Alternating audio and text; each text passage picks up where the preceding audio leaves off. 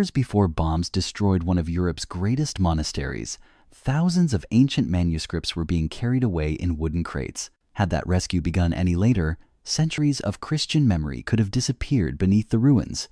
That was not the only close call.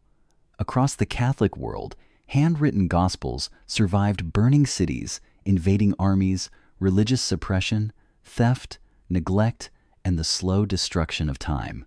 Some were copied more than 1,000 years ago. Some preserve biblical passages from the earliest centuries of Christianity. Others contain prayers, music, and forgotten writings found nowhere else on earth. Today, these treasures remain hidden inside monasteries, cathedral archives, and guarded collections where light, temperature, and human contact must be strictly controlled. Behind every locked door is a story of faith, danger, and survival. These are the 10 ancient Catholic libraries preserving the rarest Christian manuscripts on earth. Subscribe to the channel and let us enter the sacred archives that history nearly lost forever. Number 10. Admont Abbey Library, Austria. Admont Abbey overwhelms the eye before its real story begins. White columns stretch beneath painted ceilings. Golden carvings glow across the hall, and thousands of volumes stand inside one of Europe's most spectacular monastic libraries. Yet the greatest treasures here are not the decorations.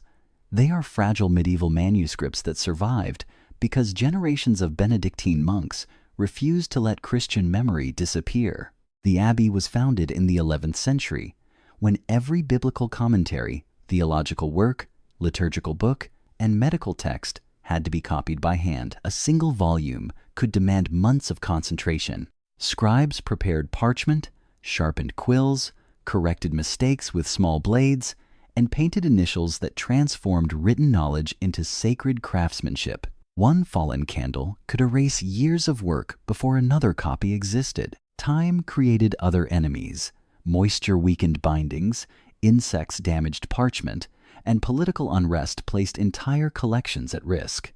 In the 19th century, a devastating fire swept through Admont. The great library hall survived, but the disaster revealed how quickly centuries of knowledge could come within reach of destruction. Many manuscripts preserved here record more than religious teaching.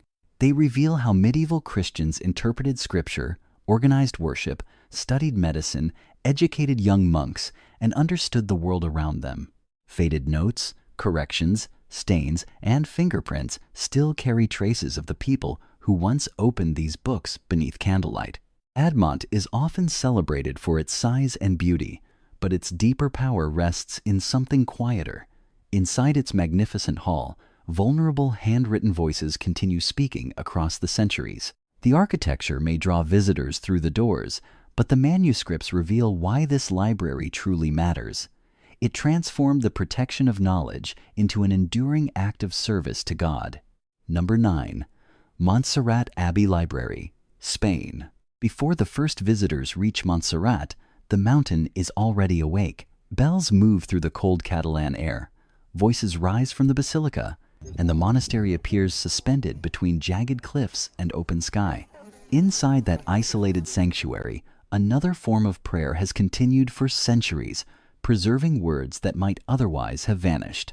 The library grew beside the Benedictine community established here during the 11th century. As pilgrims climbed toward the shrine of the Virgin of Montserrat, monks worked in quieter rooms, copying scripture, sermons, liturgical books, and sacred music by hand. Their task demanded more than beautiful handwriting.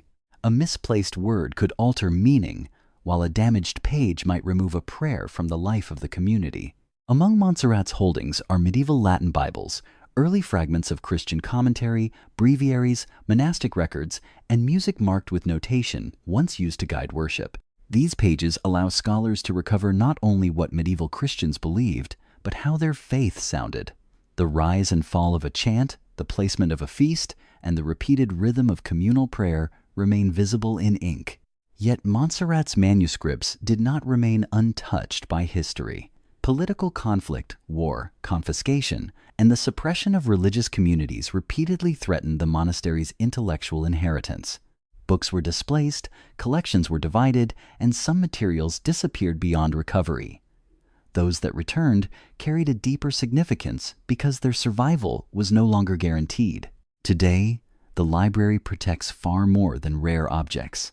It safeguards the inner rhythm of a Catholic world shaped by pilgrimage, silence, music, and disciplined study. Each manuscript connects the crowded basilica of the present with monks who once bent over parchment in rooms lit by weak flames. Montserrat's mountain protected a sanctuary, but the library preserved something harder to rebuild.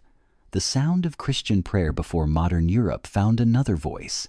Number 8. The Abbey of St. Maurice, Switzerland.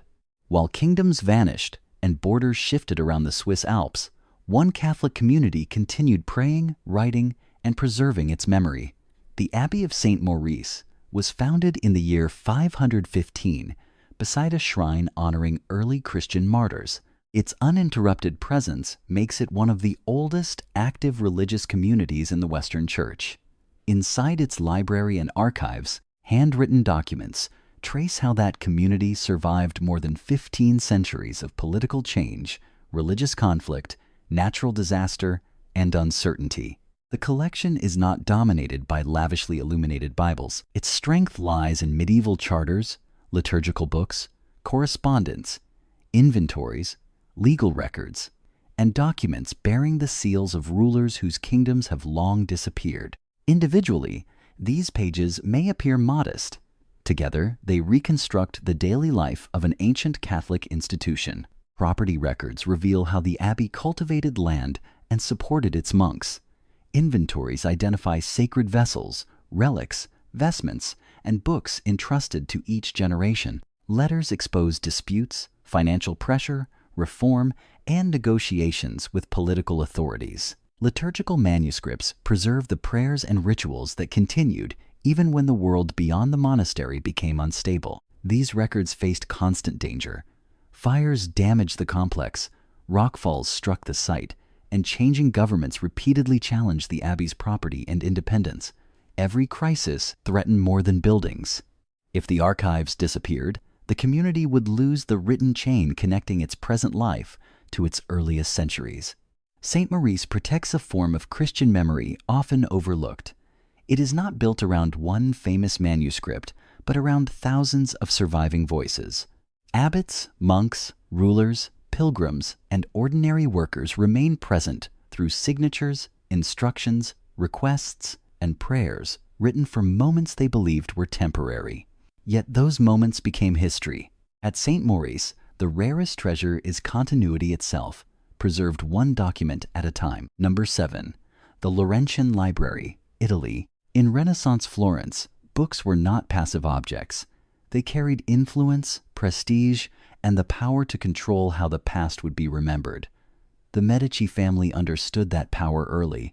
While rival dynasties competed through wealth, armies, and architecture, the Medici assembled manuscripts copied in Greek, Latin, Hebrew, and several Eastern languages. Their agents searched monasteries, private collections, and distant markets for texts that could strengthen Florence as a center of Christian scholarship.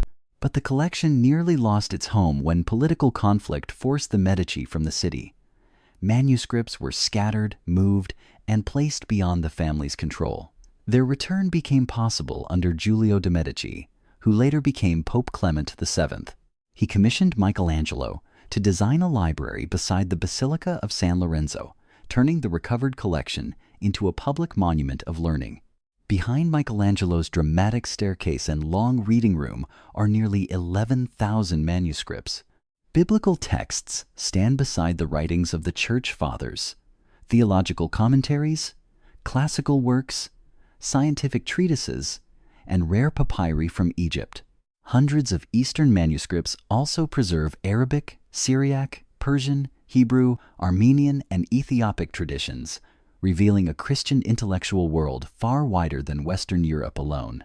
The tension inside the Laurentian Library comes from that collision of motives. Faith inspired the preservation of sacred texts, but politics, family ambition, and cultural rivalry helped gather them in one place. A manuscript could serve prayer, scholarship, diplomacy, and prestige at the same time. Many of these works survived because powerful patrons considered knowledge worth pursuing, even when the cost was enormous. Yet power alone could not protect them forever. Fragile codices still required librarians, conservators, and scholars willing to defend each page against decay and careless handling. The Medici wanted a library that would proclaim their greatness. Centuries later, their names remain carved into the building, but the manuscripts have become the greater legacy. They preserve Christian voices that existed long before Renaissance Florence and continued speaking after its political struggles faded. Number 6. Vercelli Chapter Library, Italy. One of the greatest surviving works of Old English literature was preserved inside an Italian cathedral, far from the country where it was originally written. The Vercelli book was copied in England near the end of the 10th century, but no surviving record explains how it reached northern Italy. A pilgrim traveling toward Rome may have carried it across medieval Europe, although the traveler's identity and the manuscript's exact route remain unknown. Its pages contain 23 religious homilies and 6 poems, including works found nowhere else. They preserve the language and spiritual world of Anglo-Saxon Christians, revealing how they understood Scripture, judgment, mercy, temptation, and sacrifice. Without this single manuscript, a major part of early English Christian literature would be missing. Its survival is especially remarkable because generations of custodians did not fully understand what they were protecting. As Old English became unreadable to local scholars, the book remained inside the cathedral collection until researchers later recognized it as one of the 4 principal manuscripts preserving Old English poetry. The library also guards the Vercelli Gospels, an ancient Latin manuscript traditionally connected to Saint Eusebius, the city's 4th century bishop. Its worn edges, handwritten corrections, and marks of repeated use reveal that it once served the cathedral's liturgical life, where its words were read aloud to generations of believers. One manuscript remained connected to the local church, while the other traveled from England and survived where its original language was eventually forgotten. Both endured because the library protected texts whose full importance had not yet been recognized. Vercelli preserved 2 ancient Christian worlds by refusing to discard what appeared unfamiliar or outdated. At the next library, however, the hidden words survived only after someone had deliberately tried to erase them. Number 5. Verona Chapter Library, Italy. Some of the most valuable words inside the Verona Chapter Library are hidden beneath writing that medieval scribes intended to replace forever. Parchment was difficult and expensive to produce, so older manuscripts were sometimes scraped clean and reused for new texts. These layered documents, known as palimpsests, may appear ordinary under natural light, although faint traces of the original ink can remain embedded in the parchment. With modern imaging, scholars can separate those overlapping layers and recover writings once believed lost without physically disturbing the fragile page. One of Verona's greatest discoveries emerged from such a manuscript. Beneath a later religious text, researchers recovered a 5th century copy of the Institutes of Gaius, an ancient Roman legal work that had almost completely vanished from history. The person who erased it considered the parchment more useful than the words it carried, never knowing that the hidden text would later reshape the modern understanding of Roman law. The library also preserves an early copy of St. Augustine's City of God, produced while the collapse of Roman authority was still transforming the Christian world. Another treasure, the Ursus Sinus Codex, was signed and dated in Verona in the year 517, providing direct evidence that the cathedral's scriptorium was already active during the early Christian period. The collection contains more than 1,200 manuscripts covering scripture, theology, philosophy, medicine, astronomy, law, and history. These works reveal how Christian scholarship developed beside knowledge inherited from Greece and Rome, allowing ideas from different intellectual traditions to survive within the same cathedral library. Many pages still conceal more than ordinary examination can reveal. Multispectral imaging records parchment under different wavelengths of light, allowing faded letters beneath the visible text to appear without scraping, washing, or separating the layers by hand. A page that seems to contain one work may therefore preserve an entirely different voice beneath it. Verona's mystery comes from the possibility that another lost work may still be concealed inside a manuscript scholars already know. Here, preservation protects both the words that remain visible and the ones human hands once tried to remove. Number 4. Monte Cassino Abbey Library, Italy. The warning reached Monte Cassino before the bombs did, leaving the monks with one urgent choice: move the manuscripts or risk losing a millennium of Christian memory beneath the approaching battlefield. During the autumn of 1943, wooden crates were prepared inside the abbey as the fighting drew closer. Manuscripts, papal documents, early printed books, archival records, and works of art were carefully packed and loaded onto trucks bound for safety in Rome. The operation required repeated journeys through a country already collapsing under war, but the collection reached Vatican protection before the mountain became a target. On February 15, 1944, Allied aircraft struck the monastery, reducing much of the ancient complex to ruins. The monumental library hall was destroyed, yet many of its irreplaceable manuscripts survived because they had already been removed. The building could be reconstructed after the war, but the handwritten books inside it could never have been recreated. Their rescue protected one of the most important manuscript traditions in Catholic Europe. Founded by Saint Benedict in the 6th century, Monte Cassino developed a major scriptorium where monks copied scripture, theology, history, medicine, classical literature, and the rule that shaped Benedictine life. The abbey still preserves a substantial body of manuscripts produced within its own community, providing rare evidence of how monastic knowledge moved from one generation to another. These volumes carry the discipline of the monks who prepared parchment, formed each letter, corrected mistakes, and preserved texts that might otherwise have disappeared during the instability of the medieval world. Some contain liturgical music, while others reveal the abbey's role in transmitting medical and classical knowledge beside Christian teaching. Monte Cassino, inside those crates rested fragile pages whose survival depended on people acting before destruction became unavoidable. Number 3. The Ambrosian Library, Italy. A Syriac gospel arrives in Milan beside an Arabic theological work, an Ethiopic prayer book, and a Greek biblical codex. They come from different Christian worlds, yet all eventually pass through the doors of the Ambrosian Library. Founded in the early 17th century, the library built its collection through an organized search for manuscripts beyond Italy. Agents traveled toward Istanbul, Damascus, Baghdad, Jerusalem, Cairo, and other centers of learning, acquiring texts written in Latin, Greek, Arabic, Syriac, Hebrew, Persian, Coptic, Armenian, and Ethiopic. The goal was not simply to enlarge the shelves, but to gather sources capable of revealing how Christianity had developed under very different cultural and political conditions. The result was an extraordinary collection that now includes nearly 40,000 manuscripts. Biblical texts stand beside theological commentaries, writings of the Church Fathers, liturgical books, scientific works, papyri, and records from Christian communities that lived far from Rome. Many of these documents preserve traditions rarely represented in popular accounts of church history. A Syriac manuscript may carry a gospel tradition formed in the Christian East, while an Ethiopic codex preserves prayers shaped within one of Africa's oldest churches.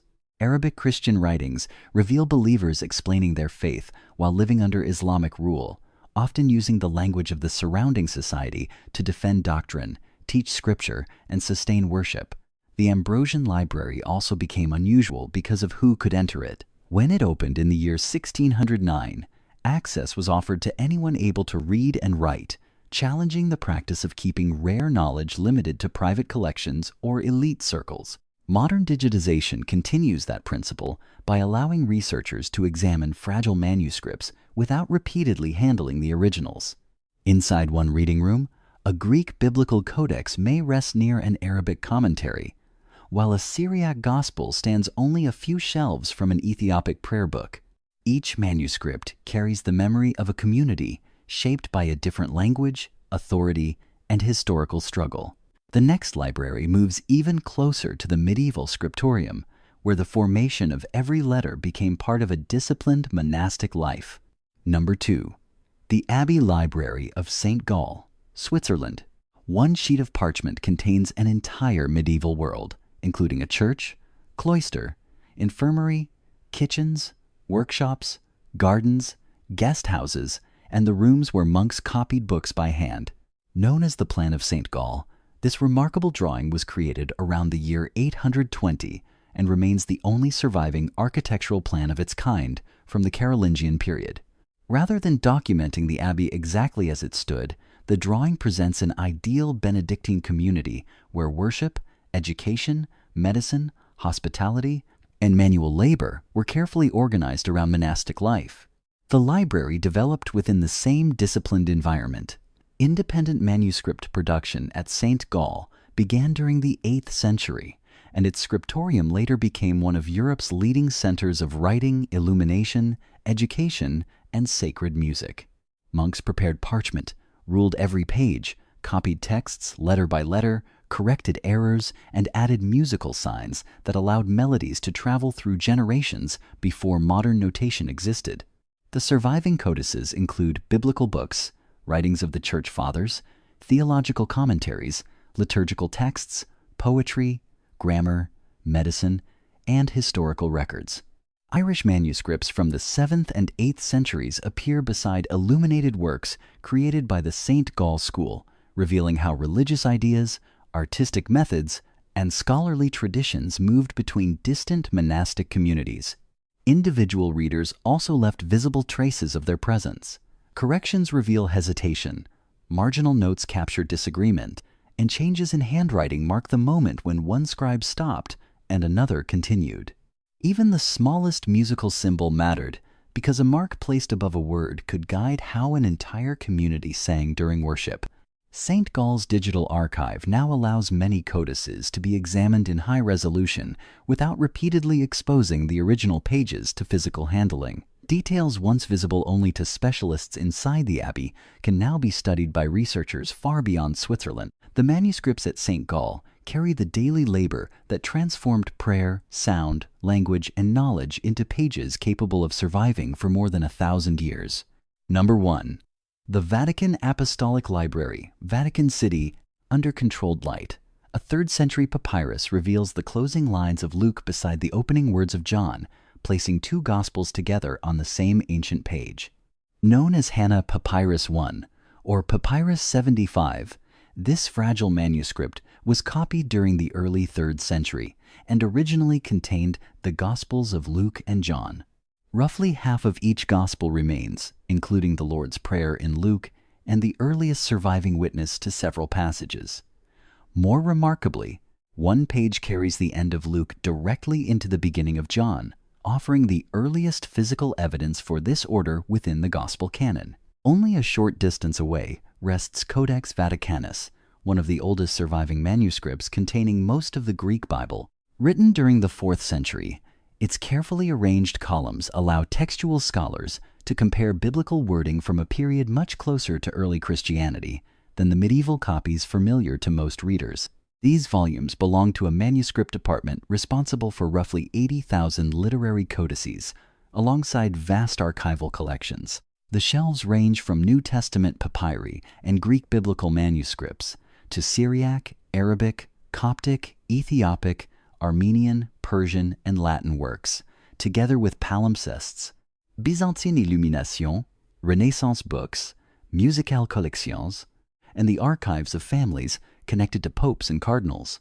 The scale creates a difficult responsibility because every manuscript reacts differently to light, humidity, ink corrosion, binding pressure, and repeated handling. Conservators must study the materials before deciding whether a page can be opened, repaired, photographed, or temporarily removed from consultation. Scholars may spend years requesting access to a single codex, knowing that one correction, erased word, or change in handwriting could alter an established interpretation. Digital imaging has opened another path. High-resolution scans now allow selected manuscripts to be examined remotely while reducing physical contact with the originals, turning a guarded Vatican reading room into a research space available far beyond Rome.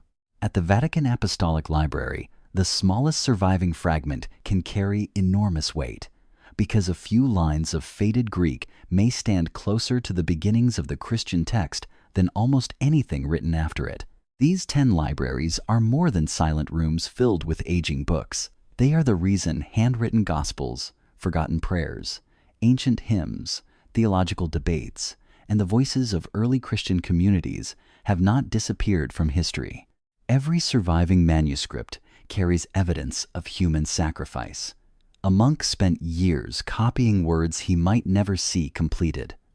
A librarian refused to discard a volume written in an unfamiliar language. A conservator studied damaged parchment before touching a single page. During war, entire collections were packed into crates and moved before the buildings around them collapsed. None of these treasures survived through chance alone. They endured because generation after generation recognized that Christian memory could be lost permanently. A monastery could be rebuilt, a library hall could rise again, but an original manuscript destroyed by fire, water, neglect, or violence could never be recreated. Modern technology now allows faded letters to reappear, hidden layers to become readable, and fragile codices to reach scholars thousands of miles away. Yet, the original pages remain irreplaceable because their ink, corrections, stains, bindings, and signs of use carry details no digital image can fully reproduce.